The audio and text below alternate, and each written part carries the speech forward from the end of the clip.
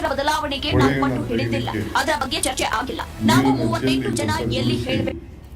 BJP ನಾಯಕರ ವಿರುದ್ಧ ಅಸಮಾಧಾನ ಮುಂದುವರಿತಾನೆ ಇದೆ. ಇನ್ನು ಈ ಹಿಂದೆ ಬೆಳಗಾವಿಯಲ್ಲಿ ಸಭೆಯನ್ನ ನಡೆಸಿದ ರೆಬೆಲ್ ನಾಯಕರು ನಿನ್ನೆ ದಾವಣಗೆರೆಯಲ್ಲಿ ಬಸನಗೌಡ ಯತ್ನಾಳ್ ನೇತೃತ್ವದಲ್ಲಿ ಮೀಟಿಂಗ್ ಅನ್ನು ನಡೆಸಿದರು. ಕೇಸರಿ ಬಂಡಾಯದ ಈ ಸಭೆಯಲ್ಲಿ ಪಕ್ಷ ಭೇದ, ಧರ್ಮ, ಜಾತಿ, ಧರ್ಮ ಬಿಜೆಪಿ ನಾಯಕರ ವಿರುದ್ಧ ಅತೃಪ್ತರ ಅಸಮಾಧಾನ ಮುಂದುವರಿತಾನೆ ಇದೆ.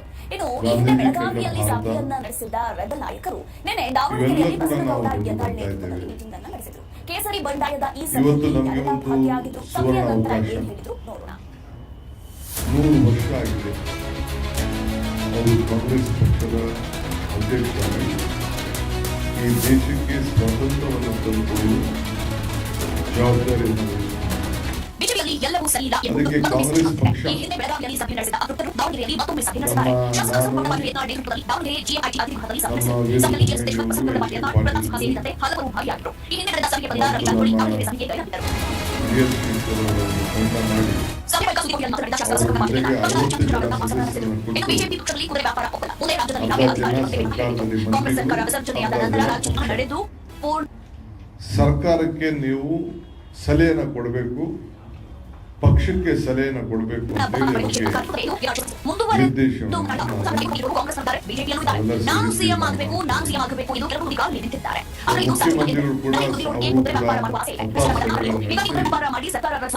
ಒಂದು ಬ್ಲೂ ಪ್ರಿಂಟ್ ಅನ್ನು ನಮಗೆ ಸಲ್ಲಿಸಿದ್ರು. ನಾವು 8ನೇ ತಾರೀಕು ನಾವು ತಿಳಿಸ್ತೇವೆ. ಅದಾದ್ಮೇಲೆ ನಾನು ಯಾವಾಗಲೂ ಒಳ್ಳೆಯ ಸಲಹೆಯನ್ನೇ ಕೊಟ್ಟಿದ್ದೇನೆ. ಮೂಡ ಹಗರಣದ ಆರೋಪ ಕೇಳಿ ಬಂದ ಕೂಡಲೇ ರಾಜೀನಾಮೆ ಕೊಡಿ ಎಂದು ಸಿದ್ದರಾಮಯ್ಯನವರಿಗೆ ನಾನು ಸಲಹೆ ನೀಡಿದೆ ಎಂದು ಹೇಳಿದರು. ಇನ್ನು ಸಿದ್ದರಾಮಯ್ಯನವರ ಮೂಡ ಹಗರಣ ತೆಗೆದಿದ್ದು ನಂತರ ಮಲ್ಲಿಕಾರ್ಜುನ ಖರ್ಗೆ 5 ಎಕರೆ ಬದಲಾವಣೆಗೆ ನಾವು ನಾವು ಸರ್ಕಾರದ ಕಾರ್ಯಕ್ರಮದಲ್ಲೂ ಕೂಡ ಪಕ್ಷ ಭೇದ, ಜಾತಿ ಭೇದ, ಜಾತಿ ಧರ್ಮ ಎಲ್ಲ ಬಿಟ್ಟು ಸರ್ಕಾರದ ಕಾರ್ಯಕ್ರಮವನ್ನು ಮಾಡೋ ಜೊತೆಗೆ ನಮ್ಮ ಪಕ್ಷದ ಎಲ್ಲ ಕಾರ್ಯಕರ್ತರು ಕೂಡ, ಎಲ್ಲ ಪಕ್ಷದ ಕಾರ್ಯಕರ್ತರು ಕೂಡ ಭಾಗವಹಿಸಬೇಕು ಅಂತೇಳಿ ತೀರ್ಮಾನ ಮಾಡಿ ನಮ್ಮ ಅಧಿಕಾರಿಗಳಿಗೆ ಸರ್ಕಾರದ ವತಿಯಿಂದ ಸೂಚನೆಯನ್ನು ಕೊಟ್ಟು ಆದೇಶ ಕೂಡ ಹೊರಟು ಯಾವ್ಯಾವ ನಮ್ಮ ರೂರಲ್ ಡೆವಲಪ್ಮೆಂಟ್ ಇಲಾಖೆಯವರು, ಎಜುಕೇಷನ್ ಡಿಪಾರ್ಟ್ಮೆಂಟ್ ಅವರು, ಕನ್ನಡ ಕಲ್ಚರ್ ಡಿಪಾರ್ಟ್ಮೆಂಟ್ ಅವರು, DPR ಅವರು ಎಲ್ಲರೂ ಕೂಡ ಮತ್ತು ಬೆಂಗಳೂರು ನಗರದ ಕಾರ್ಪೊರೇಷನ್ ಅವರು ಎಲ್ಲರೂ ಕೂಡ ಅದಕ್ಕೆ ಯಾವ ರೀತಿ ಕಾರ್ಯಕ್ರಮ ಮಾಡಬೇಕು ಅಂತೇಳಿ ಈಗಾಗಲೇ ಸಜ್ಜೆಯನ್ನು ಮಾಡಿಕೊಂಡಿದ್ದಾರೆ. ನಾವು 9 ಗಂಟೆಗೆ ಬೆಳಗ್ಗೆ ಸರ್ಕಾರದವರು ಈಗಾಗಲೇ ನಾವು ತೀರ್ಮಾನ ಮಾಡಿದ್ದೇವೆ. ಸರ್ಕಾರದ ಕಾರ್ಯಕ್ರಮ 9 ಗಂಟೆಗೆ ಬೆಳಗ್ಗೆ ಗಾಂಧಿ ಭವನದಿಂದ ಗಾಂಧಿ ಸ್ಟ್ಯಾಚ್ಯೂವರೆಗೂ ಒಂದು ನಡಿಗೆಯನ್ನು, ಗಾಂಧಿ ನಡಿಗೆ ಅನ್ನೋ ಒಂದು ಕಾರ್ಯಕ್ರಮವನ್ನು ನಾವು ಇಟ್ಕೊಂಡಿದ್ದೇವೆ. ಸುಮಾರು 1-1.5 ಕಿಲೋಮೀಟರ್ ಆಗ್ತದೆ. ನಡೆದು ಗಾಂಧಿ ಸ್ಟ್ಯಾಚ್ಯೂ ಮತ್ತು ಲಾಲ್ ಬಹದ್ದೂರ್ ಸ್ಟ್ಯಾಚ್ಯೂಗೆ ಒಂದು ಹೂವಿನ ಗೌರವವನ್ನು ಸಲ್ಲಿಸಿ ಅದಾದ ಮೇಲೆ ಬ್ಯಾಂಕ್ವೆಟ್ ಹಾಲ್ನಲ್ಲಿ ಸುಮಾರು 500ಕ್ಕೂ ಹೆಚ್ಚು ಶಾಲಾ ಕಾಲೇಜುಗಳಿಗೆ ಸರ್ಕಾರದ ಕಾರ್ಯಕ್ರಮ ಇದು ನಾನು ಹೇಳ್ತಾ ಇದ್ದೀನಿ. ಅಲ್ಲಿ ಒಂದು ಝೂಮ್ ಮುಖಾಂತರ ಅಲ್ಲೂ ಮಕ್ಕಳಿರ್ತಾರೆ ಬ್ಯಾಂಕ್ವೆಟ್ ಹಾಲಲ್ಲಿ. ಅದಾದ ಮೇಲೆ ಒಂದು ಸ್ವಚ್ಛತಾ ಕಾರ್ಯಕ್ರಮದ ಬಗ್ಗೆ ಪ್ರತಿಜ್ಞಾ ವಿಧಿ ಸ್ವೀಕಾರವನ್ನು ಕೊಡುತ್ತಾ ಬೋಧನೆ ಮಾಡುವಂಥ ಕಾರ್ಯಕ್ರಮವನ್ನು ಕೂಡ ನಾನು ಮುಖ್ಯಮಂತ್ರಿಗಳು ಹಮ್ಮಿಕೊಂಡಿದ್ದೇವೆ. ಎಲ್ಲ ಮಂತ್ರಿಗಳಿಗೆ, ಶಾಸಕರಿಗೆ, ಬೆಂಗಳೂರು ನಗರದ ಮಂತ್ರಿ ಶಾಸಕರಿಗೆ ನಾವು ಆಹ್ವಾನಿಸಿದ್ದೇವೆ. ಮತ್ತು ಇದೇ ಕಾರ್ಯಕ್ರಮ ಇಡೀ ರಾಜ್ಯದ ಉದ್ದಗಲಕ್ಕೂ ನಡೀತದೆ. ಎಲ್ಲ ನಮ್ಮ ಮಂತ್ರಿಗಳಿಗೆ, ಜಿಲ್ಲಾ ಮಿನಿಸ್ಟರ್ಗಳಿಗೆ ಮತ್ತು ಶಾಸಕರಿಗೆ ಅವರವರ ಕ್ಷೇತ್ರದಲ್ಲಿ ಇದ್ಕೊಂಡು ಆ ಕಾರ್ಯಕ್ರಮದಲ್ಲಿ ಪಾಲ್ಗೊಳ್ಬೇಕು. ಅಲ್ಲೂ ಕೂಡ 1 ಕಿಲೋಮೀಟರ್ ಪಾದಯಾತ್ರೆನ ಮಾಡಬೇಕು. ಎಲ್ಲರೂ ಕೂಡ ನೀವು ಸೇರಿಸ್ಕೊಳ್ಬೇಕು. ಸೇರಿಸ್ಕೊಂಡು ಗೌರ್ಮೆಂಟ್ ಕಾರ್ಯಕ್ರಮವನ್ನು ಮಾಡಿ ಅಲ್ಲೂ ಕೂಡ ಒಂದು ಪ್ರತಿಜ್ಞಾ ಸ್ವೀಕಾರ ಮತ್ತು ನಮ್ಮ ಕಾಂಗ್ರೆಸ್ ನಾಯಕತ್ವವನ್ನು ವಹಿಸಿದ ಜೊತೆಗೆ ಅದು ಬಿಟ್ಟು ಪಕ್ಷದಲ್ಲಿ ಮಾಡ್ತಾರೆ. ಆದರೆ ಸರ್ಕಾರದ ವತಿಯಿಂದ ಗಾಂಧೀಜಿಯವರು ಹಾಕಿದಂತ ಏನು ನಮ್ಮ ಯೋಜನೆ ಒಂದು ಕಾರ್ಯಕ್ರಮವನ್ನು, ಸರ್ಕಾರ ಕಾರ್ಯಕ್ರಮವನ್ನು ಮುಗಿಸ್ಬೇಕು. ಪ್ರತಿಯೊಬ್ಬರು ಕೂಡ ಒಂದು ಬಿಳಿ ಟೋಪಿ, ಬಿಳಿ ವಸ್ತ್ರವನ್ನು ಹಾಕೊಳ್ಬೇಕು ಅಂತ ಕೂಡ ನಾನು ಅವರಿಗೆ ಸೂಚನೆಯನ್ನು ಕೊಟ್ಟಿದ್ದೇವೆ, ಮನವಿಯನ್ನು ಕೊಟ್ಟಿದ್ದೇವೆ. ಆದಷ್ಟು ಯೂನಿಫಾರ್ಮನ್ನು ಮೇಂಟೈನ್ ಮಾಡಬೇಕು ಮತ್ತು ರಾಷ್ಟ್ರಧ್ವಜ ಮಾತ್ರ ಬಳಸಬೇಕು ಆ ಸರ್ಕಾರದ ಕಾರ್ಯಕ್ರಮದಲ್ಲಿ ಅಂತ ಹೇಳಿ ಅವರೆಲ್ಲರೂ ಕೂಡ ನಾವು ಮನವಿ ಮಾಡಿದ್ದೇವೆ. ಯಾವ ಕಾರಣಕ್ಕೂ ಬೇರೆ ಧ್ವಜವನ್ನು ಬಳಸಬಾರ್ದು, ಚರ್ಕ ಇರುವಂಥ ಕಾಂಗ್ರೆಸ್ ಧ್ವಜ ಕೂಡ ಹಾಕಬಾರ್ದು, ಬೇರೆ ಪಾರ್ಟಿ ಕನ್ನಡ ಧ್ವಜ ಯಾವುದೂ ಇರಬಾರ್ದು, ರಾಷ್ಟ್ರಧ್ವಜ ಮಾತ್ರ ಇರಬೇಕು ಅಂಥೇಳಿ ನಾವು ಅವ್ರಿಗೆ ಸೂಚನೆಯನ್ನು ಕೊಟ್ಟಿದ್ದೇವೆ. ಇದು ಸರ್ಕಾರದ ಕಾರ್ಯಕ್ರಮ. ಅದಾದಮೇಲೆ ಮಕ್ಕಳು ಬೇರೆ ಬೇರೆ ಸ್ವಚ್ಛತೆ ಬಗ್ಗೆ ಗಿಡ ನೆಡುವಂಥದ್ದು ಬೇರೆ ಬೇರೆ ಕಾರ್ಯಕ್ರಮವನ್ನು ಅವರು ಹಮ್ಮಿಕೊಳ್ತಾರೆ. ಅವ್ರಿಗೆ ನಾವು ಅದನ್ನು ಸ್ಥಳೀಯ ಸಂಸ್ಥೆಗಳಿಗೆ, ಕಾರ್ಪೊರೇಷನ್ ಇರ್ಬೋದು, ಬೇರೆ ಬೇರೆ ಲೋಕಲ್ ಸೆಲ್ಫ್ ಗೌರ್ಮೆಂಟ್ ಅವ್ರಿಗೆ ಮತ್ತು ನಮ್ಮ ಲೆಜಿಸ್ಲೇಟರ್ಸ್ಗೆ ನಾವು ಏನು ಮಾಡಬೇಕು ಅಂತ ತೀರ್ಮಾನ ಮಾಡಿ. ಇದಾದಮೇಲೆ 11 ಗಂಟೆಗೆ ಇಡೀ ರಾಜ್ಯದ ಉದ್ದಕ್ಕೂ ಕೂಡ ಕಾಂಗ್ರೆಸ್ ಪಕ್ಷದ ವತಿಯಿಂದ ಕಾರ್ಯಕ್ರಮವನ್ನು ಮಾಡಬೇಕು ಅಂತ ಹೇಳಿದ್ದೇವೆ. ಅಲ್ಲಿ ಬೆಳಗ್ಗೆ ನೀವು ಪಾರ್ಟಿಸಿಪೇಟ್ ಮಾಡಿ. ಈ ಮಧ್ಯೆ ಒಂದು ಹೇಳಿದ ಮಾತನ್ನ ಮಾಡ್ತೀವಿ. ಈ ಕಾರ್ಯಕ್ರಮ ಏನು ವಿಧಾನಸೌಧದಿಂದ ಬೋಧನೆ ಮಾಡ್ತೀವಿ, ಎಲ್ಲ ಶಾಲೆಗಳಿಗೆ ಒಂದು ಝೂಮ್ ಕನೆಕ್ಷನ್ ಕೊಟ್ಟಿರ್ತೀವಿ. ನಾವು ಝೂಮ್ ಲಿಂಕ್ ಕೊಟ್ಟಿದ್ದೇವೆ. ಅಲ್ಲಿ ಅವರು ಒಂದು LED ಸ್ಕ್ರೀನ್ ಹಾಕೊಂಡಿರ್ತಾರೆ, ಇಲ್ಲ ಒಂದು TV ಹಾಕೊಂಡಿರ್ತಾರೆ. ಇಲ್ಲಿ ಏನು ನಾವು ಬೋಧನೆ ಮಾಡ್ತೀವಿ ಆ ಬೋಧನೆಯನ್ನ ಮಕ್ಕಳು ಕೂಡ ಸ್ವಚ್ಛತೆ ಬಗ್ಗೆ ಸ್ವೀಕಾರ ಮಾಡುವಂತ ಕೆಲಸ. ಅದಲ್ಲದೆ ಕಾಂಗ್ರೆಸ್ ಪಕ್ಷದ ವತಿಯಿಂದ ಒಂದು ಪ್ರತ್ಯೇಕವಾದಂಥ ಕಾರ್ಯಕ್ರಮ, ಒಂದು ಗಾಂಧಿ ಭವನದಿಂದ ಗಾಂಧಿ ಸ್ಟ್ಯಾಚ್ಯೂ ವಿಧಾನಸೌಧ ನಡಿಗೆ, ಗಾಂಧಿ ನಡಿಗೆ, ಮತ್ತೊಂದು 11 ಗಂಟೆಗೆ ಗಾಂಧಿ ಸ್ಟ್ಯಾಚ್ಯೂ ಏನಿದೆ MG ರೋಡ್ನಲ್ಲಿ, ಅಲ್ಲಿ ಸ್ಟ್ಯಾಚ್ಯೂ ಏನಿದೆ ನಮ್ಮ ಬೆಂಗಳೂರು ನಗರದ ಎಲ್ಲ ಶಾಸಕರು, ನಮ್ಮ ಬ್ಲಾಕ್ ಅಧ್ಯಕ್ಷರು, ಮುಖಂಡರು ಎಲ್ಲ ನಮ್ಮ ಪಕ್ಷದ ವಿವಿಧ ಸಂಸ್ಥೆಯವರೆಲ್ಲ ಸೇರ್ಕೊಂಡು ಅಲ್ಲಿಂದ ಈ ನಮ್ಮ ಭಾರತ್ ಜೋಡೋ ಹೋಗೋದು ಅಲ್ಲಿ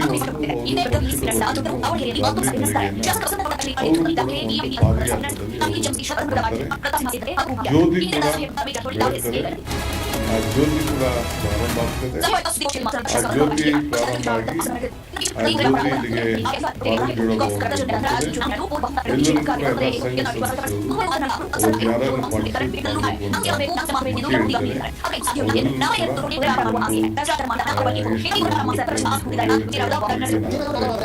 ಇಲ್ಲಿವರೆಗೂ ಭಾರತ್ ಜೋಡೋ ಬರ್ತದೆ. ಭಾರತ್ ಜೋಡೋ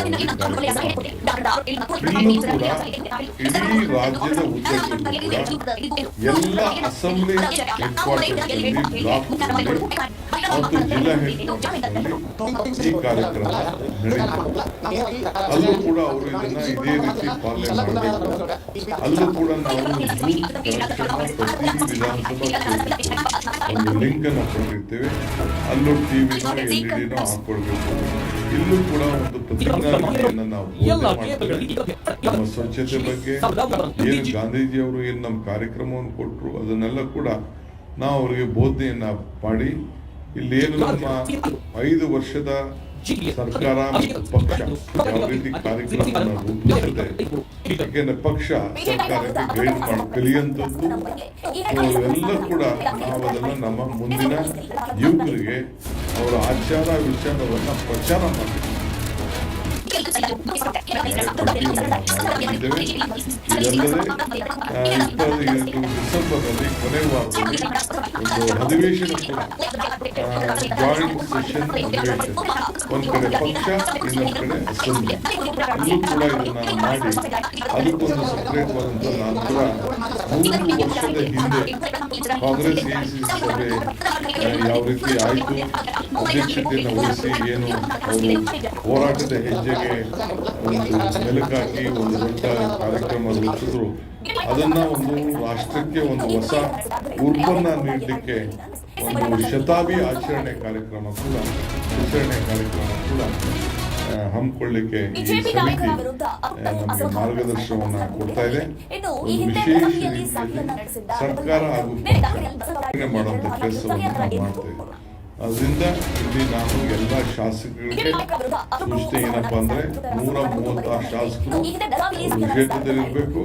ಯಾವ ಕ್ಷೇತ್ರದಲ್ಲಿ ನಮ್ಮ ಶಾಸಕರಿಲ್ಲ ಪಕ್ಷದ ಕಾರ್ಯಕ್ರಮಕ್ಕೆ ಒಬ್ಬೊಬ್ಬ ಎಂ.ಎಲ್.ಸಿ, ಒಬ್ಬೊಬ್ಬ ವೈಸ್ ಪ್ರೆಸಿಡೆಂಟ್, ಒಬ್ಬೊಬ್ಬ ನಮ್ಮ ಪದಾಧಿಕಾರಿಗಳು, ಚೇರ್ಮನ್ಗಳು ಅವನ್ನೆಲ್ಲ ಕೂಡ ನಮ್ಮ ಪಕ್ಷ ಇದರಿಂದ ಅವ್ರಿಗೆ ಮಾರ್ಗದರ್ಶನ ಕೊಟ್ಟು ಅಲ್ಲಿ ಅವನ್ನೆಲ್ಲ ಕೂಡ ನಮ್ಮ ಪಕ್ಷ ಇದರಿಂದ ಅವ್ರಿಗೆ ಮಾರ್ಗದರ್ಶನ ಕೊಟ್ಟು ಅಲ್ಲಿ ಪಾರ್ಟಿಸಿಪೇಟ್ ಮಾಡಲಿಕ್ಕೆ ಅವ್ರಿಗೆ ಆದೇಶವನ್ನು ಕೊಟ್ಟಿದ್ದೇವೆ.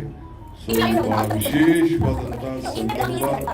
ನಮಗೆ ಪಾಲಿಗೆ 100 ವರ್ಷದ ಈ ಸಂಭ್ರಮ ನಮ್ಮ ಪಾಲಿಗೆ ಆಚರಣೆ ಮಾಡಲಿಕ್ಕೆ ಒಂದು ಅವಕಾಶ ಸಿಗ್ತಾ ಇದೆ.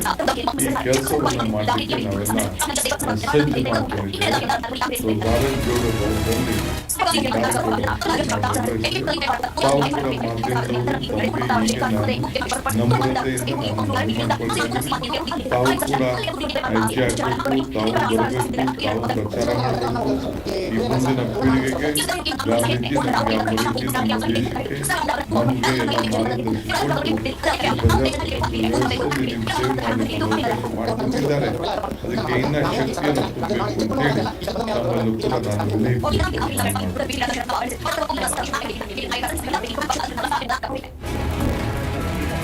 ನಾನು ಬೆಳಗಾಮಲ್ಲಿ ಮಾಡ್ತೀವಿ. ಬೆಳಗಾಮಲ್ಲಿ ಏನೇನು ಮಾಡ್ಬೋದು, ರಾಜ್ಯದಲ್ಲಿ ಏನೇನು ಮಾಡ್ಬೋದು ಅಂತ ಈ ನಮ್ಮ ಕಮಿಟಿ ಸರ್ಕಾರಕ್ಕೆ ಮತ್ತು ಪಕ್ಷಕ್ಕೆ ಎಲ್ಲ ಕೊಟ್ಟಿದ್ದಾರೆ.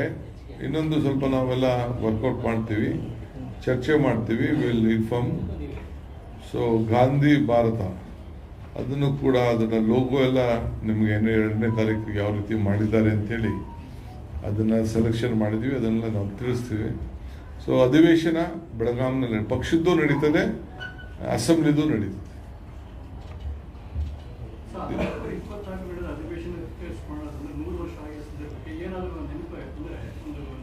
That is, we will disclose it later. I don't want to disclose it now. That is a big event. ಒಂದೇ ದಿನಕ್ಕೆಲ್ಲ ಬೇಡ. ನಿಮ್ಗೆ ಊಟ ಬೇಕಾರಿಸ್ಬೇಕಲ್ಲ, ನಿಮ್ದು ನಡಿಬೇಕಲ್ಲ. ಒಂದೇ ದಿನಕ್ಕೆಲ್ಲ ಕ್ಲೋಸ್ ಮಾಡ್ಬಿಡ್ತೀರಲ್ಲ ನಿಮ್ಮ ಟಿವಿನ ಪೇಪರ್ನ. ದಿನ ನಡೀತಾ ಇರ್ಬೇಕಲ್ಲಪ್ಪ, ದಿನಕ್ಕೊಂದೊಂದು ಇಶ್ಯೂ ಇರಬೇಕು.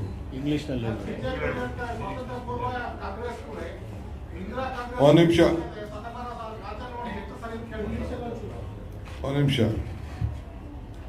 Today I am very happy to be on this dais for a very important historic press briefing. The Congress Party in Karnataka, we had a meeting, we have decided, we are very happy to inform that 100 years back Mahatma Gandhi ji took over the responsibility on the ACC system to be the president of the Indian National Congress. And this leadership is taking everyone together, all the leaders together. We have brought the freedom and it's a very great historic moment.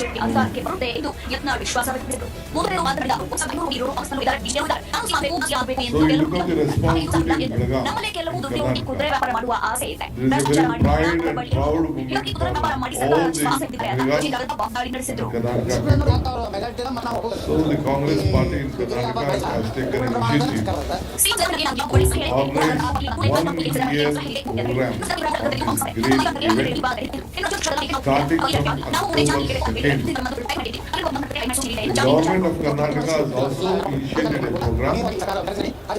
Honorable Chief Minister also was being discussed. He also participated in the meeting. Separate funds have been allotted for the government program.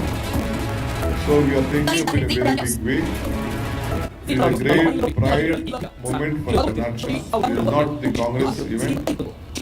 It is the government's program cutting across the party line. We want to see that this important program will be conducted, taking every section of the society into confidence. See that the values, the history of the freedom movement and the Gandhi's path will be discussed with all sections of the society, including our school children. A separate program will be inform ಸಭೆಯ you in ಸೂಚನೆಯಲ್ಲಿ the ಮಾತನಾಡಿದ due ಶಾಸಕ course. ಸಂಘಟನೆಯ ಪಕ್ಷದ ಅಧ್ಯಕ್ಷರಾದ On 2nd of October, we are having a Gandhi March. From Gandhi Road, Gandhi Statue to Darshan. After that, the Chief Minister and all of us who are getting across all the legislations will be paying a tribute to Mahatma Gandhi statue and Lal Bahadur statue. Same day the birthday is there. After that, we are having at the banquet hall, we are having a Pratigna Swikar. We are taking something. About 500 institutions in Bangalore city will be participating, and in all the taluk level and the district level, we have issued a guidelines circular to the government, from the government to all the district administrations to conduct a similar way 1 kilometer march, and all of them should take a pledge. We are sending the pledge, and the government program should be marked on celebrating the Mahatma Gandhi Day. Though it is a holiday, they have to celebrate the festival. This will be a government program in all the 225 assembly or the taluk headquarters and the district headquarters under the leadership of from the district administration. We have requested and directed all our legislators and the ministers to be participate in their concerned assembly and the district program which has been conducted. Apart from that, we have decided, the Congress party in Karnataka have decided to have a separate one more program. This will start at 9 and it will end up by 10:30. At 11 o'clock, the same type of program we are starting from Gandhi statue in the MG Road circle, which is adjacent to the stadium. From there to the Bharat Jodo Bhavan, we will have a Gandhi Nadige walk, and all the party cadres will participate. All the sections of the party, we have more than 21 frontal organizations and other departmentals, and all the block presidents and the deputy DCC presidents and the team will be participating in the march. All in both the sections, in both the programs, we will all be requesting everyone to wear a cap, try to wear a white color dress, to Gandhi cap with a white color dress, so that we have to pay our respect and communicate to the youngsters and the new generation the value, the ethical values and the moral footings of Mahatma Gandhi ji, which is our bound duty as a Congress government and the Congress party in this state. So this is our program, and in Karnataka, in the Gandhi, in our Bharat Jodo Bhavan, about more than an hour, a program will be there. And here also it will be connected with the Zoom to all the taluk level headquarters. We have guided them. A link will be established to them. There is a big link, and they will also participate. It will be two-way. In all the blocks of the assembly segment, we have directed them that Gandhi Jayanti program should be organized in a different way, and the Congress party and the government is going to make this program. It will be a 1-year program. We will discuss on the timing, discuss on the places in a different way. We are going to celebrate, because we are very proud that Gandhiji took this responsibility as the ACC president to lead this nation for the freedom struggle.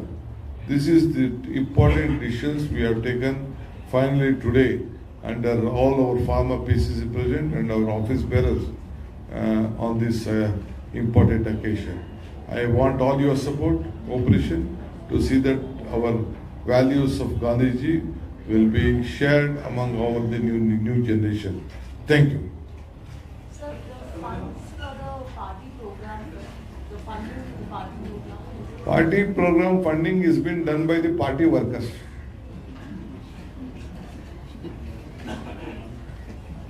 Party workers are very sound, very capable.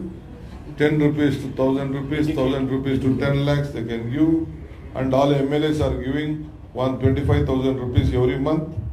They are reading and they are giving to me 25,000 rupees. I am just pocketing them. They are giving. So they are giving 25,000 rupees. Sir, BJP ಹೇಳ್ತಾರೆ ಸ್ವತಂತ್ರ ಪೂರ್ವ ಕಾಂಗ್ರೆಸ್ ಇಂದಿರಾ ಕಾಂಗ್ರೆಸ್ ಸಂಬಂಧ ಶತಮಾನೋತ್ಸವ ಆಚರಣೆ ಹೇಗೆ ಮಾಡ್ತಾರ? Indira Congress independence Congress ಸಂಬಂಧ ಶತಮಾನೋತ್ಸವ ಆಚರಣೆ ಮಾಡಿಕೊಂಡಿದ್ದಾರೆ. See, BJP doesn't know the value and ethical value and the history of the Congress party. History of this country is Congress history. Gandhi family has kept this country united.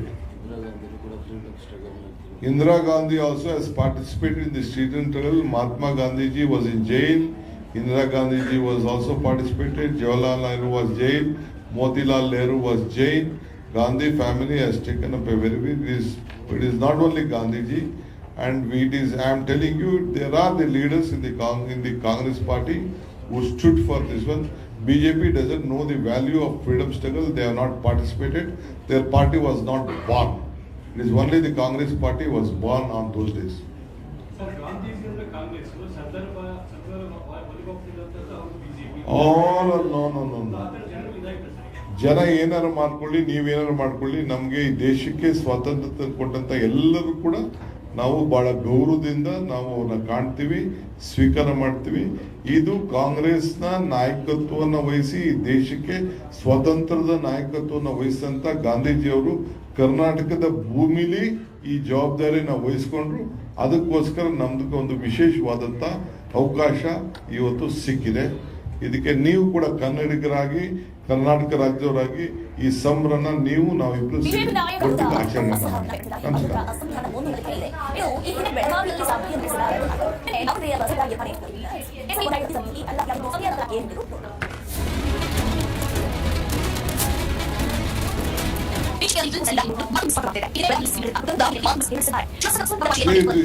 This is a separate case. It was a very big shocking to the entire nation. 1,200 crores rupees have been collected and kept on top of the government. This is the statement of the Honorable Union Minister, former Union Minister, and present MLAs. With a group of MLAs sitting with them, which I saw in the press conference. The Congress party has decided to launch a complaint, private complaint before the concerned authorities, and the investigation will go on. Thank you.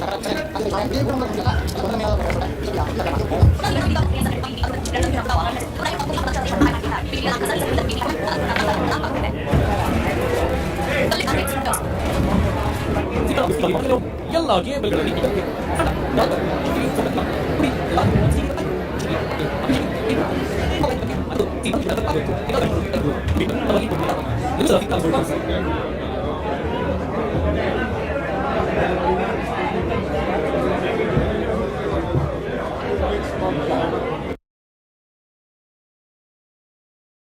Lenovo's AI PCs, servers and services help F1 process millions of data points in real time, supercharging the fan experience for all. Lenovo.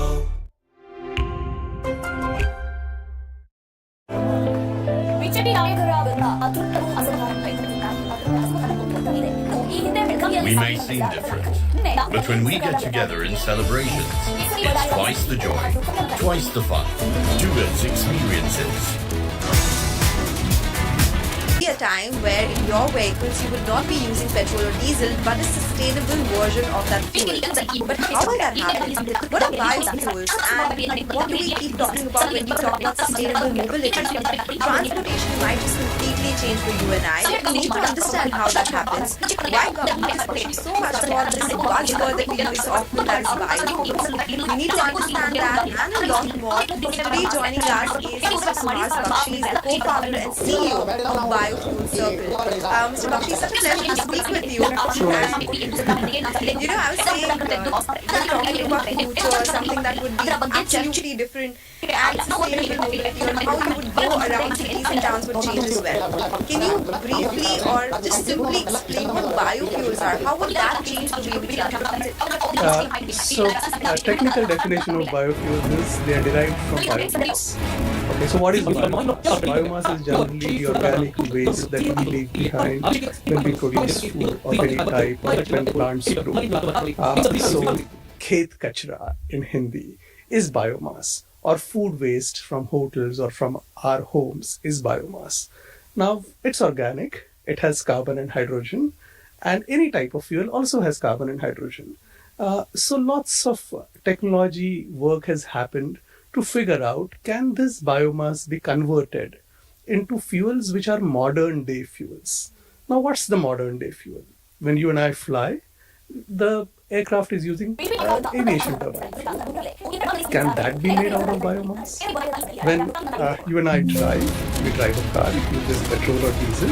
Can that be made out of biomass? No, that has been a question which has been a prominent question faced by technologists around the world, and they have definitely found a solution. So I would say modern biofuels are those fuels which are made from biomass, but for end-use applications, which are today's end-use. So, you spoke about different types of biomass. Are we already using, is there any proven technology where this particular waste will be used in biofuels? Is that already happening? So once again, let's draw a comparison between what are fossil fuels and what are the different applications of fossil fuels. What you and I don't realize is that the power which is lighting this room is most probably comes from a power plant which is used some type of fuel. And the most likelihood in our country, that is a thermal power plant, which is used for as a fuel. So you have solid fossil fuels. One of the most, I would say, organized and mature uses of biomass is replacement of coal in power production or energy production. So if you are just able to imagine that there is agricultural residue available at the end of a harvest season in a field, if you are able to gather that, if you are able to densify it, make it as similar to coal as possible in fuel properties, then it's a ready replacement. Now, this type of use has been prevalent in India for many years. Rice husk, bagasse, and several different types of agricultural residues have been used for power generation and steam production in industries for a long time. But given the fact that this is industrial end use, most people are not completely aware of it. And also this is a small portion of the overall energy mix.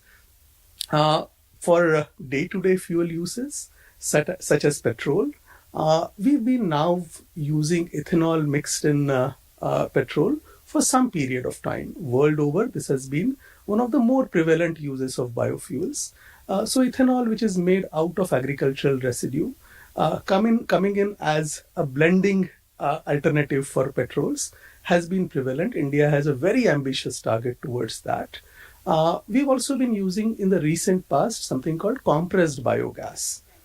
This is being made once again out of agricultural residue or any type of food residue. The gas generated is similar in properties to natural gas or compressed natural gas, which is CNG, which is used in our taxis. So these have been some of the prevalent uses, though I would say they're just scratching the surface. We have a long way to go, but I think the journey seems to be quite clear to us now. That's interesting because, as I was pointing out earlier, the government is pushing a lot for biofuels. There are a lot of companies which are putting up biofuel plants or, as you said, compressed biogas as well. I'll talk about the market opportunity here in greater detail towards later part of this conversation. What I wanted to understand is what is the transportation or the lead period like when you get biomass from different sources to when it is converted into a biofuel? Is it difficult to obtain a raw material? How is the supply in this particular that's actually the crux of how to actually harness the potential. Let's start with the fact that one type of biomass is agricultural waste. Now, what is agricultural waste? If I am a rice growing farmer, at the end of the harvest season, the rice grows, I harvest the rice. What stays in the field is what is biomass. Now, how do I now start accumulating that? One of the first difficulties in a country like India is absence of mechanization for collection of this biomass. The second is it grows only during the harvest season. But if I, let us say, set up a plant to convert it into fuel, that plant will be an industrial enterprise and it will work for 12 months in a year. So I have seasonal supply and everyday supply. So there is a need for not only harnessing it, but also storage, which requires investment in storage infrastructure, which also requires investment in working capital. So availability of storages and cost of working capital is the second strong constraint that we see right now. The third and extremely important consideration in the context of the consumer being an industrial consumer. Okay, the biofuel producer is an industrial enterprise and the supplier is a rural enterprise that is unorganized. So let's say that I am a large industrial buyer. I want to buy feedstock. What do I do? I send out an RFP, I float a tender. The rural enterprises are not used to dealing with industrial enterprise and their purchase. So there is a disconnect here. So I would say these three are, as per my standpoint, three of the strong constraints that we see in DRI. If we are able to surpass these constraints, then potentially more than 200 million metric tons of biomass, just as agricultural residue, is available for harnessing in India. That is 70% of India's energy need. So this is huge. This is huge. So then, how much of it are we able to use right now for industrial use out of this 2 million metric tons that you said, which we could potentially use? Is the current usage way lower than that number? It's, I would say, at the most 20% of what is available. And so clearly there's a work to be done. Look, the fossil fuel supply chain took 150 years to build. So you've got a global supply chain of crude oil, you've got a global supply chain for coal, you've got a global supply chain for everything. But look, it has taken a long time in making. This is an opportunity which is a big opportunity. But to create a supply chain and which works in exactly similar structure as the fossil fuel supply chain, I think we have an opportunity, but we have to do what was done in last 150 years in probably a very short period of time. But the advantage also is that we are an agricultural economy. So we do have raw material available here. We don't have to depend on imports for anything for that matter. We are self-sufficient here. So where does Biofuel Circle come into the picture? What exactly are you doing here? So look, when we looked at the constraints, we felt that, technology has come to a point, especially information technology has come to a point where there are so many things which are possible with use of information technology. Let's look at something like, OLX. I'm having, a used cupboard or a used sofa in my house and I put it on OLX and somebody comes and has a look at it. And before I know it, it's gone. Now, can I create a similar possibility for somebody who's a farmer and who has waste? Right? Can I use technology to show him possibilities and to make sure that he's actually able to earn out of the waste that he has? That's the first point of intervention or the first point of arrival for Biofuel. The second is, can I actually create an entrepreneur out of somebody who is just having a tractor lying idle in the road? Because after the harvest season, the use of tractors in rural area is sporadic. So there is idle capacity available. So can I tap into these idle tractors and make somebody earn higher level of livelihood out of transporting this biomass which is available in field to a point of storage? The third point is, can I create a storage, and we call it biomass bank. So we create a biomass bank like a blood bank. So you go and deposit biomass there and you get paid. The fourth point of arrival is the equipment which is mechanization. So we rent out mechanization. And the last bit is, we have a B2B e-commerce platform which connects all of this together. So you have on one digital platform each one of these activities happening. you can look at it as an independent sphere in itself, but together it's an ecosystem which allows industry to connect to the model in a very, very efficient manner. That's very interesting. So basically, you are the OLX or Zomato of connecting the farmers to the end users or the industry. But do you see that there is some reluctance from farmers? You spoke about it as well. It's an unorganized sector. So how are they using? If it's an app, how are you reaching out to them that yes, you can go ahead, go on the app and sell the biomass here?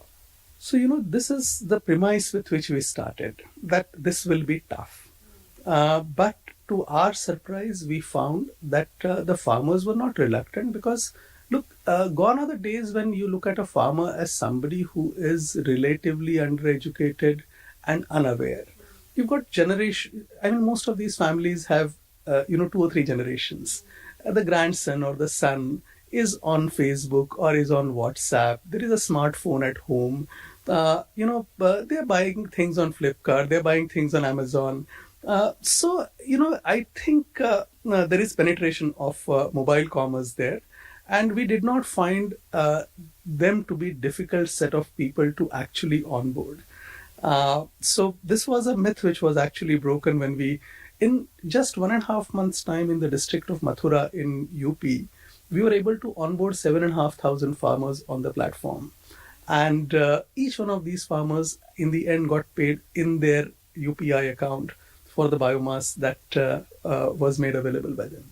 Oh, so talk about technology enriching lives. How many touch points have you been able to, go through because of this app? Which areas or geographies are you catering to right now? So we are in Maharashtra. We started in Maharashtra. We are in Gujarat.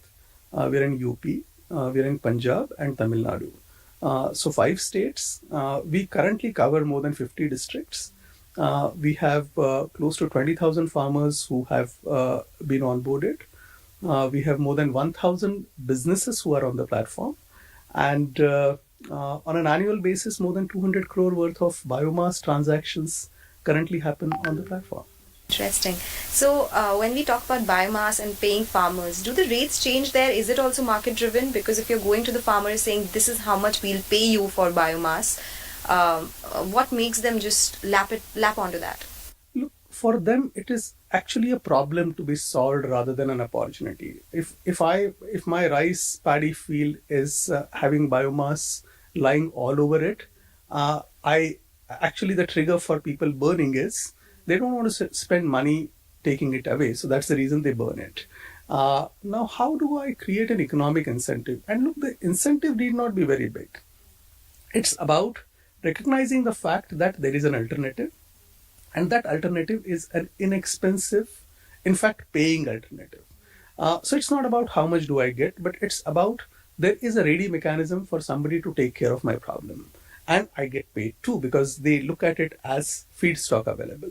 How much do they get paid is obviously driven by a fall down of what's the price at which the industry buys it. Which is obviously linked to the comparison with what's the fuel value and what's the comparable rate for fossil fuel. So it kind of flows down. ना मच्छर है ना चींटियां, पर कोई तो है. Actually, your bedding has bad habits. ये कलेक्ट करता है allergens and germs. बचने का उपाय सिंपल है. नीम फ्रेश, जो रखे आपके बेड को germ free. तो आज ही घर ले आएं. Sleep well with Neem fresh.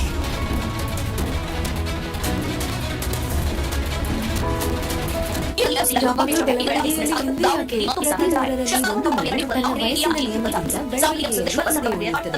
ಇದಕ್ಕಾಗಿ ಪೀಡಿಯಾಶಾಪ್ ನೀಡುತ್ತದೆ 50% ಹೆಚ್ಚು ಬೆಳವಣಿಗೆ 90 ದಿನಗಳಲ್ಲಿ ಬೆಳವಣಿಗೆ ವಿಷಯದಲ್ಲಿ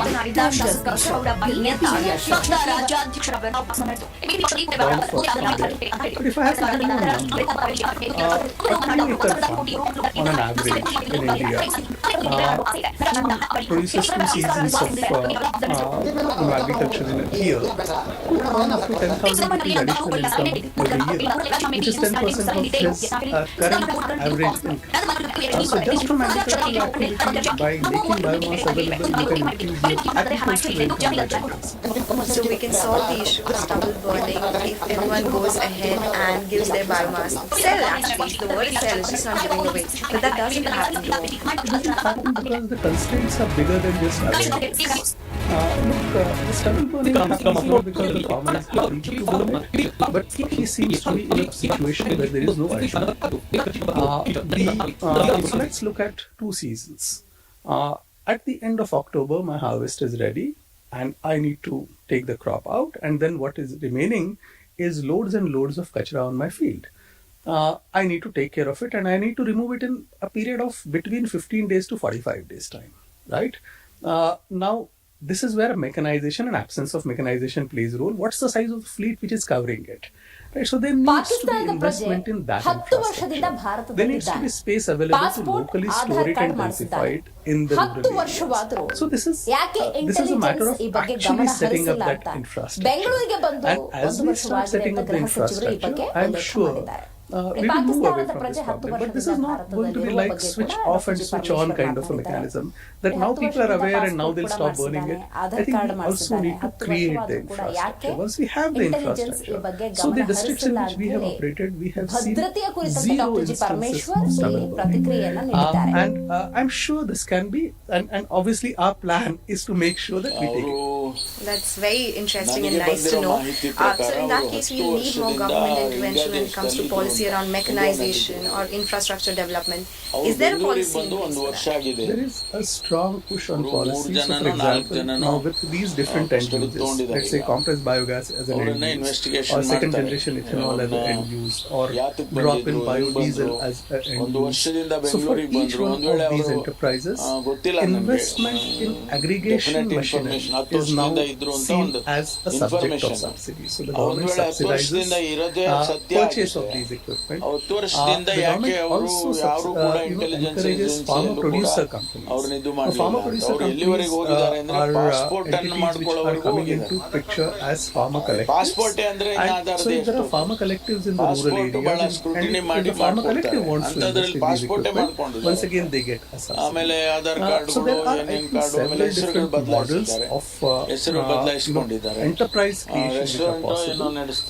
There is a strong push towards investment in this infrastructure. There is also in several cases Zee Kannada News combination of ಈಗ reward ನಿಮ್ಮ and ಮನೆಯಲ್ಲೇ penalty ನೋಡಿ which local ಎಲ್ಲ administrations ಕೇಬಲ್ಗಳಲ್ಲಿ ಈಗ ಲಭ್ಯ for making ನಿಮ್ಮ sure that ನೆಚ್ಚಿನ stubble Zee burning does Kannada not happen. News ಈಗ But the way I Sun see direct it ನಲ್ಲಿ is like number we created 292 enterprises which are Tata Play based number on grey. 1664 We need to create Jio TV enterprises which number are based on waste. 1334 And this NXT is digital a number parallel 30. ecosystem which In needs to cable get number considered. 30. Initially when I started City talking networks to people about 51. this, You digital two number instances which I would want to highlight. 162. One is GTPL with respect number to financing. 17 I Rockline said, if I Telecommunications am a number nuts and bolts producer 42 for Toyota, Shri I Basaveshwara set up a cable small number manufacturing shed somewhere in 168 Bangalore in the rural vicinity cable of their network plant. I walk into a Vinayaka bank and I say digital that I want working 57 capital. Abhishek On cable the strength of a Toyota order, 821 I have no city problem. Channel I get working 53 capital. Siddeshwara But if I cable say I'm a network biomass, 57 V4 storage digital company info whose biomass is going to an ಪಾಕಿಸ್ತಾನದ Indian oil ಪ್ರಜೆ refinery somewhere. 10 ವರ್ಷದಿಂದ ಭಾರತದಲ್ಲಿದ್ದಾರೆ 90% of the cases, the banks are not going to entertain me. They're going to find ways and means to dissuade me. So how do you create a mechanism where these businesses are accepted as businesses which are which are actual supply chain businesses, which are industrial businesses and not some small rural outpost. This is one thing which we need to make clear, and policy direction needs to go in that. I think the second and extremely important thing is to make sure that we encourage, local village level enterprises to form these businesses, because unlike in case of several other feedstocks, biomass is going to be a winner only if you create small rural enterprises. And I'll tell you why. If you take a 3 metric ton truck and try and put rural agricultural residue in that, a 3 metric ton capacity trailer will be able to take 500 kg of biomass because it is fluffy, it is light. Now, if I transport this for 15-kilometer distance using diesel, which is leaving carbon footprint, then within 15 kilometers, all the economic and environmental incentive is over. Okay, so there is no case for transporting this fluffy bike. So I need to create densified base on the farm. For that, I need a small rural business. So clearly, this is an opportunity to make sure that not only do you implement technology, but you implement it through, businesses which are very small, micro enterprises based in rural areas. And if you encourage them, then this revolution is very much possible. That's the crux of it. We need to go to the hinterlands and ensure that there are smaller establishments which are taking care of it. But since they do not think of it as a profitable venture as of now, maybe it's taking some time. So when you spoke about the market size opportunity that we have here, how big would biofuels be once, say, 5 to 6 years down the line, when what government is planning right now actually sees light of day? Any estimates that the market has put So up? look, I think the moment you come to estimates, it's something which is everybody's estimate is going to be different. But if one has to look at what is the least common baseline that people draw, I would say combination of agricultural residue, biofuels, and very interestingly something called biofertilizers. See, when you take biomass and convert it to fuel, only 15% of it gets converted to fuel. See, chemically, what you're taking is mixture of carbon, hydrogen, and several other elements which have come from the soil. Right. So, what you take out as fuel from biomass is only 10 to 15% of biomass by its weight. The balance which remains is the sludge. That sludge is actually rich biofertilizer. If you're able to take it back to the same farm, you are going to have a big play in the soil nutrition business too. So if you combine these three, my take on this is a $50 billion market that Huge opportunity. That's no wonder the government is at that moment. And of course, it promotes circular economy. That's the basic idea of going for biofuels. Are they as effective when it comes to their utilization versus a fossil fuel, say petrol and diesel, in terms of mileage? How many kilometers can one travel if they use a biofuel vis-a-vis pure petrol, not with any blending? Is there any math that is done on that? So I'll give you an example of compressed biogas. Compressed biogas is same fuel value as compressed natural gas. It has same fundamental efficiency which you would get out of the fuel. Technology will allow you to create a fuel derivative which is same as the fossil fuel. There is absolutely no difference. Drop-in fuels, and there are a lot of small units which produce through a process called thermal cracking, drop-in biodiesel, and this is same as diesel. I do not believe that the end-use applications are going to be inefficient. Yeah, that is one worry that people have. Maybe that efficiency will be lower. And would they have to pay any higher?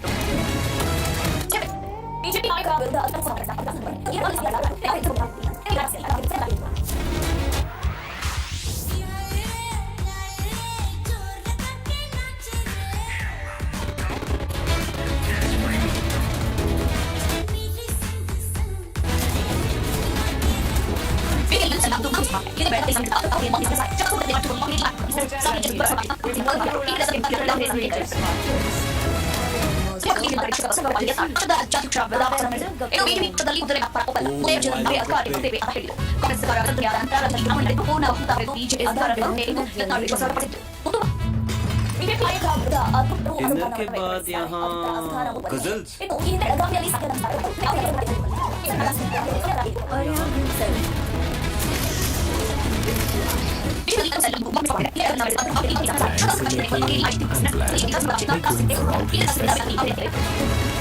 the mouse biscuits, I wouldn't say because petrol and diesel are already quite expensive. So I wouldn't want to say any more costly than that, but is that what you want? So I do not know how will the pricing mechanism emerge over a period of time. Right now, almost everybody pegs it to what is the current price of the equivalent fossil fuel, and that's the price at which you make it available. But I'm sure over a period of time, your prices would be driven by what is the cost structure of producing it would be. So I would say we may not have to go to benchmarks, which are these global benchmarks for what should the price be. We may actually be able to come up with our own price structure based on just the cost of making it. Yeah, and that's something that will take some time, so we need to figure it out considering the market at that time. You said that globally biofuels are a big thing already. Can you give us some examples? Brazil, for once, has seen the highest ethanol blending that any country has seen. Where do we stand vis-a-vis global markets in terms of usage of biofuels? I just want to understand a comparison, maybe qualitatively also, but where do we stand? I think India is definitely seen as one of the leaders in the biofuel world. Brazil has been a pioneer in several different ways. US has always been a strong player as far as ethanol is concerned. India is not behind, both from a point of view of where does the government put the policy in place, where does the technology stand, what is the industry readiness to actually implement that technology. I think on all these fronts, India is definitely one of the leaders as far as bioenergy is concerned.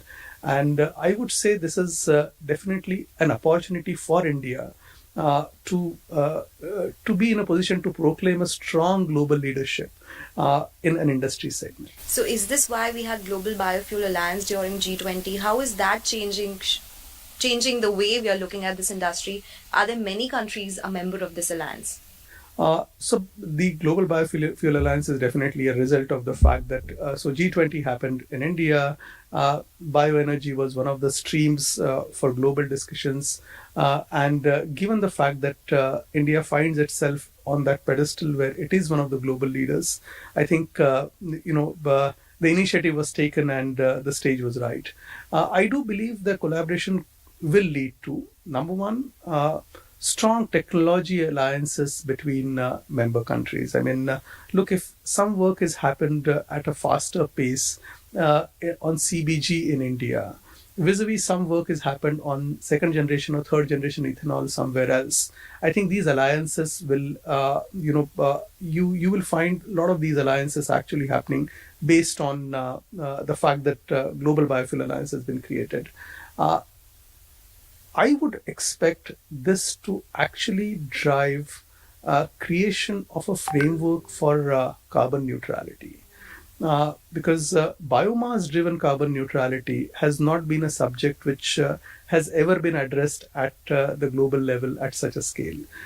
So there is an opportunity that this alliance has to actually create maybe a more meaningful structure for carbon credits using biomass as a base. So, while you were saying that, a couple of questions popped up in my head. One of it is, when we say we'll use biofuels, will we use it in entirety or will we be blending it with fossil fuels? The start will always be through blending for a reason which is linked to the fact that most of the applications that you're talking about are applications which are reliably working right now. So, for example, if you take a power plant, is it possible to use 100% biomass to produce power? Answer is yes. Okay, but are there systems ready right now to start using it? Is the reliability in that particular power plant proven for 100% shift? So the start will be with 5% blending. It will move to 20% blending. Over a period of time, as they are doing investment into new infrastructure, their investment then will be for biomass-driven infrastructure. So you will go to a larger usage of biomass. So it's not about whether it is technically possible, but it's about what is the transition process. And the transition process will have to be a staged transition process because you don't want to disturb the end, the users of it. So it's a little bit like the fertilizer scenario. Are organic fertilizers great? Yes. But should you suddenly stop using what you currently do? The answer is no. So there has to be an approach which is a transition approach. We saw that with Sri Lanka, so we don't want to make that mistake. But when you say it has to be stage by stage, but there could be one day when all our vehicles are run purely on biofuels. There could be a possibility that will happen. So if I have to answer that, I would say I would look for a day when all the rural energy is bioenergy driven. So are tractors running on compressed biogas or biodiesel? Are the local pumps running using those fuels? Are you producing power in rural areas using biomass as basic fuel?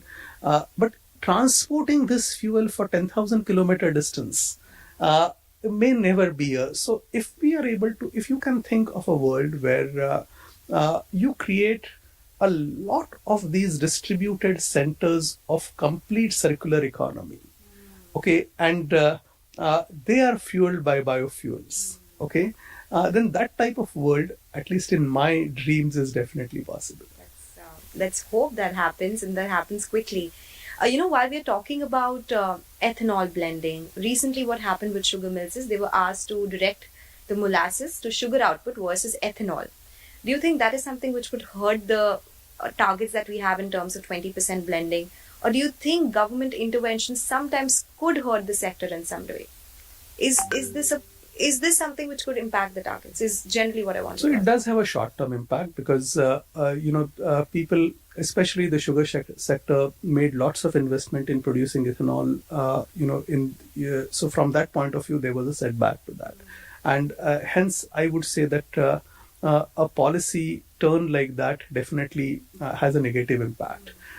You also start thinking about, will a similar thing happen in other sectors?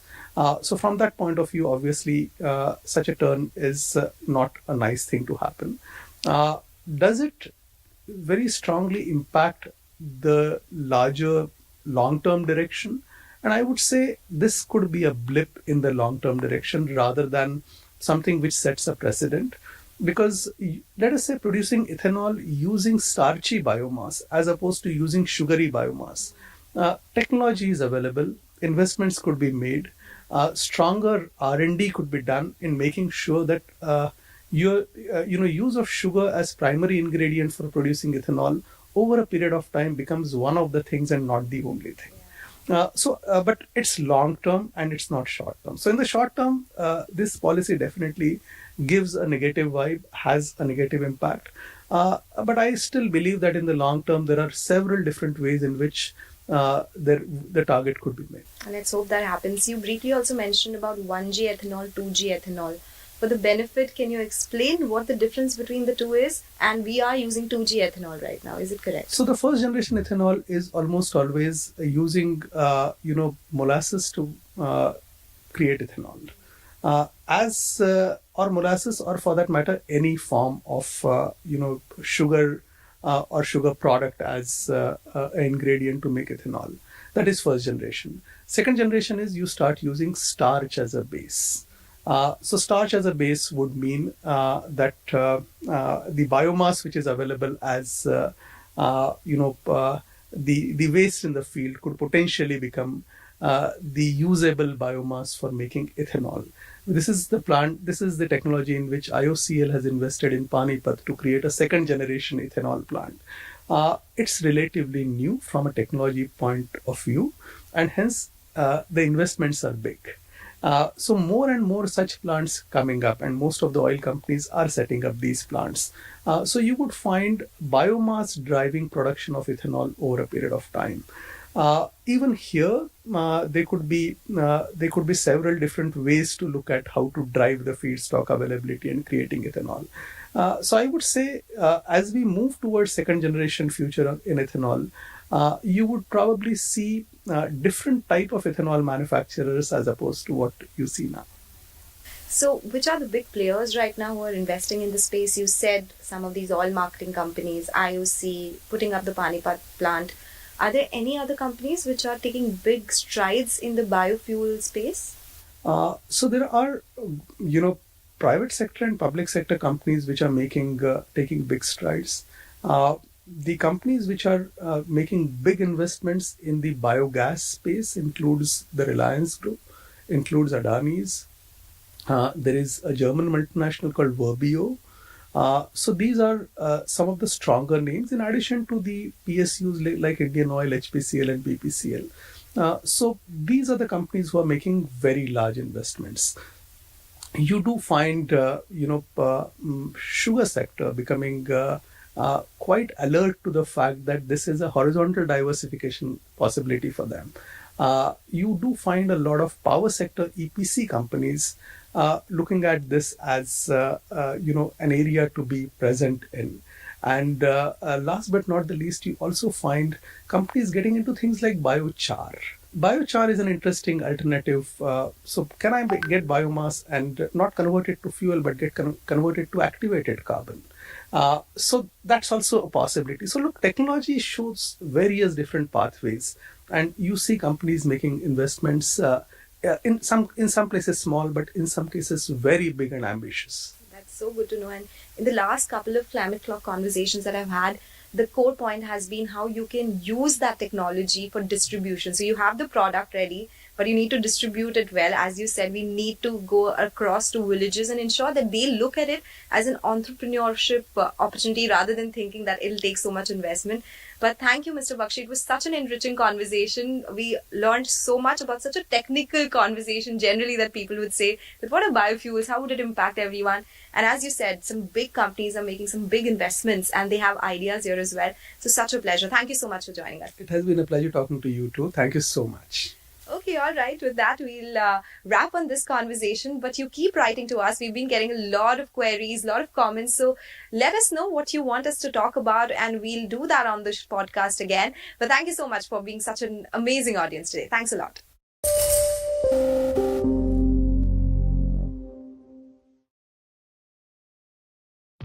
Egg है, milk भी है, कुछ tasty है, tasty नहीं super tasty.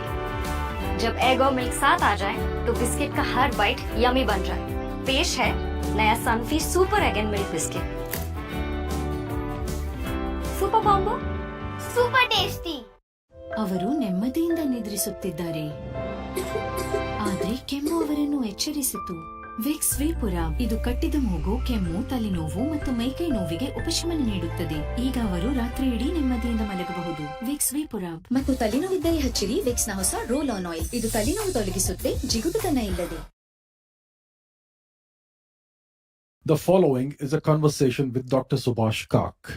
Dr. Kak is an Indian-American computer scientist, theoretical physicist, historian, Indologist, Vedic scholar, linguist, philosopher, and poet. Dr. Kak's scientific research has spanned the fields of information theory, cryptography, neural networks, quantum information, and theoretical physics. He is one of the pioneers of quantum learning. He coined the term quantum neural computing, which is a theory of consciousness that is partly classical and partly quantum.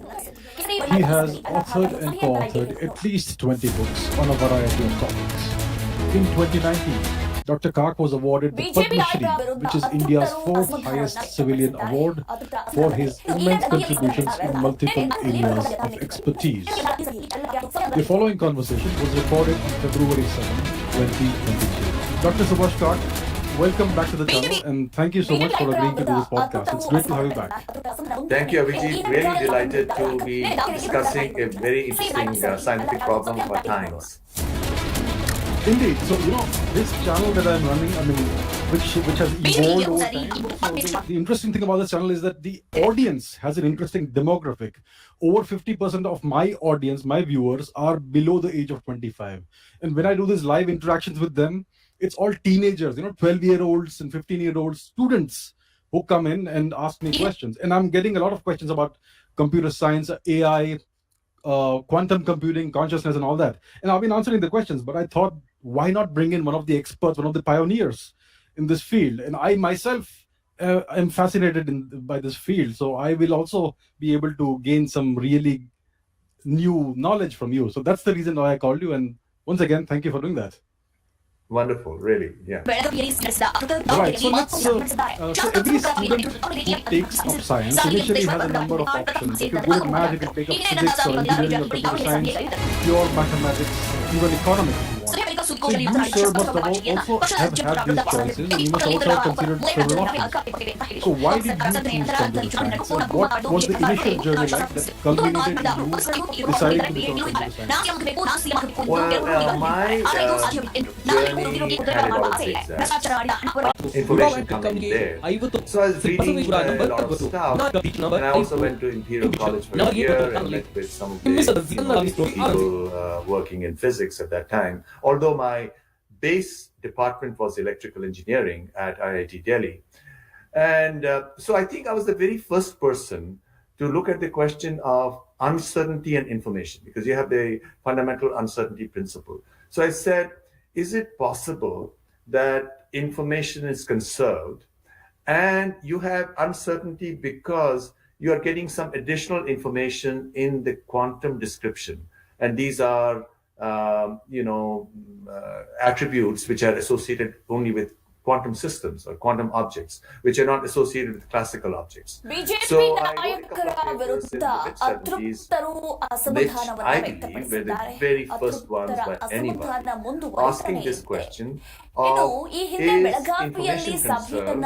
And since we go into the micro states of quantum mechanics, and you have uncertainty, so that is balanced off by additional information. So this is something that remained in the back of my mind, and I kept on doing it from time to time. And then in the 1980s, in 1982, Richard Feynman wrote a paper in International Journal of Theoretical Physics where he suggested that one way to study physical systems would be to emulate them on a quantum computer. And then the subject took off, and I returned back to it. I was working on cryptography then. I was in the US, I changed, moved to a university in the US, and I was working on cryptography, security, and the mathematics associated with that. And I was also working at that time through cryptography and AI. I was also working on Indian sciences, Parna's grammar, and the whole thing about how much of sciences did Indians know. And the standard history books had material which didn't make sense. No sense at all. For example, it said India didn't even have writing, and writing came only about 250 BC. But here you have this grammar which is so elaborate and complex that it's all tied together in 4,000 rules. So how did this guy, Parnani, put it all together? Was he making some symbols? Symbols means writing. How was he doing it? Was it all in memory? Memory doesn't work that deep. So all of these questions took me there. So many things converged. In the 90s then, I was doing AI, I was doing Vedic sciences or archaeoastronomy, and then I returned back to quantum information.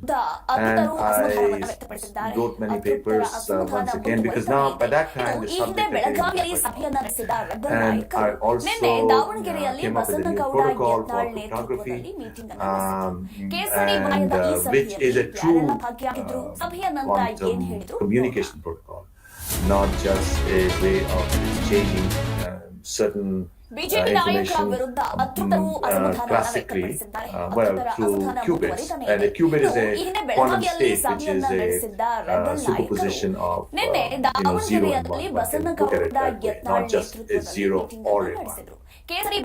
So all this came together. And so it's not that I was looking for CS, doing CS by itself. I've been driven more by theoretical questions related to what is information. And then as a practical person, because you have your mother saying, hey, how are you going to make money? Or then your wife tells you, hey, if you're just doing theory, might you lose your job? Are you afraid of that? So I was also from time to time doing the other stuff, the mathematical stuff that was required or expected of me by way of, coming up new protocols and this and that. ನಿನ್ನೆ ದಾವಣಗೆರೆಯಲ್ಲಿ Basanagouda Yatnal Do you want to learn digital marketing? Digital marketing is a one-such skill that can help you land in high-paying jobs, freelance opportunities, blogging, affiliate marketing, and empower you to kickstart your own businesses. Hi, I'm Indra Sena, a renowned digital marketing trainer, founder of Indra's Academy. I have helped thousands of individuals just like you to start their career into digital marketing. I'm so glad that I have joined this academy. And the thing here is very good that they will spend time with us and they will clear every doubt. The way of Indians are teaching is awesome because it helps step-by-step process. BJP ನಾಯಕರ ವಿರುದ್ಧ ಅತೃಪ್ತರು ಅಸಮಾಧಾನವನ್ನ ವ್ಯಕ್ತಪಡಿಸಿದ್ದಾರೆ. Expertise in Google Ads ಇನ್ನು ಇದೇ ಬೆಳಗಾವಿಯಲ್ಲಿ ಸಭೆಯನ್ನ ನಡೆಸಿದ rebel ನಾಯಕರು ನಿನ್ನೆ ದಾವಣಗೆರೆಯಲ್ಲಿ So Basanagouda click on the link below and join my free ಕೇಸರಿ digital marketing ಬಂಡಾಯದ demo ಈ class. ಸಭೆಯಲ್ಲಿ ಯಾರೆಲ್ಲ ಭಾಗಿಯಾಗಿದ್ರು, ಸಭೆಯ ನಂತರ ಏನ್ Right, it's quite a journey. So let's talk about computer science. So today we live in a world that's suffused with computers. Computers are everywhere. They're central to our lives. BJP ನಾಯಕರ ವಿರುದ್ಧ Which is why computer science is one of the most important fields of research and development today. So could you explain concisely what is computer science and what do computer scientists do? Well, there are two kinds of computer scientists. Those who work on algorithms, namely rules which make it possible to do computation in a systematic way. And there are those who look at implementation, hardware. How do you map your algorithm into a machine where all this will be done very rapidly? So you have people from electronics who contribute to that. Now, basically, what is done in implementation, there is another very interesting aspect, which is a tie-up with this larger question of what I have been doing earlier, namely Indian studies or Indian sciences, which is that hardware for implementation. You have the algorithm. So then you map it into gates, logic gates, which take the computation forward. And I must also say that according to computer scientists and according to people who work in this general area, Panini's Sanskrit grammar itself is like a computer program. So a computer program is one which will then let you get different solutions for different problems. Prior to this, of course, you have algorithms like long division. You want to divide one number by another, and there is a certain procedure, and you have to then go through that procedure, and you get your answer. Or you want to do, say, the square root of a number, and there is a certain procedure. We know we've done that in school. You add two zeros, and then you go down, as you go from one step to another.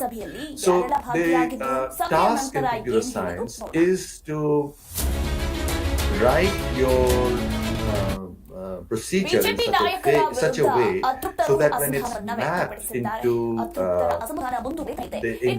flow of information with different logic gates put together, then you don't have to change the hardware. You just change the input, then you'll get the corresponding output. And that makes all the difference, because now once you have the hardware in place, which is the computer in place, you can do all kinds of problems. You then don't have to know what the procedure is. While in the olden times of pre-computers, you had to go through the procedure or the implementation on a page of paper each time. So you have to know what the procedure was. Everybody had to know. If you were doing mathematics, you had to know how the algorithm worked. Now you don't have to know it. You just plug in your input and you get your output. Now the interesting thing here is that, and this is a tie-up with Indian sciences, that in the 1970s, 60s, people who do work on mathematical logic or multi-valued logic, they discovered that 3-valued logic is superior to binary logic. So in the 1970s, there were some efforts in Russia and in the US as well to create hardware logic gates which were 3-valued, not 2-valued. 2-valued is binary logic, right? Now everything is binary. And that would have been more efficient than binary computers. But then after some point, that was abandoned because the underlying hardware technology was already established for binary computations. But now it has had very tremendous implications because somehow physicists have assumed, even physicists like Wheeler, who was the professor for Richard Feynman at Princeton University, they have implicitly assumed that binary is optimal. So people talk about Wheeler's famous statement, it from bit, it meaning physical universe from bit, that binary information is fundamental, right? But that's not true. There is a mathematical theorem. It says that 3 is superior to 2. And so the interesting thing here is that Indian sciences have somehow implicitly assumed that 3 is superior. That's why the Vedas themselves are called Trividya, triple knowledge. You have the Gayatri Mantra, you speak of 3 states, the subject, the intervening space, and the object. That is in grammar. But in physical reality, you have the earth, the atmosphere, and the sun. And I've done a lot of work. A lot of my research in astronomy and my discovery of the astronomical code of the Rig Veda was a takeoff on all of this. And more recently, and this might interest some of your viewers, I discovered, and I published mathematical papers on this, that 3 is, of course, when you look at integers, 3-valued logic is